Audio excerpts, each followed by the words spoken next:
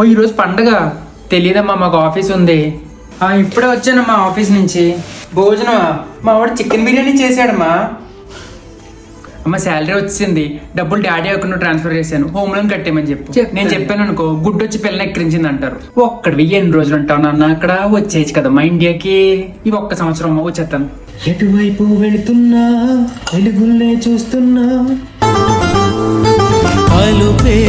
రాదు అంటూ.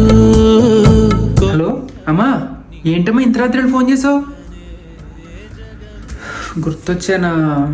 ఏం బతుకులరా మన ఇంట్లోంచి ఫోన్ వస్తే ఒక భయం, ఫోన్ రాకపోతే ఇంకో భయం. ఎడితే ఎవడ ఉండమన్నాడా? వెళ్ళిపోవచ్చు కదా ఇక్కడి నుంచి.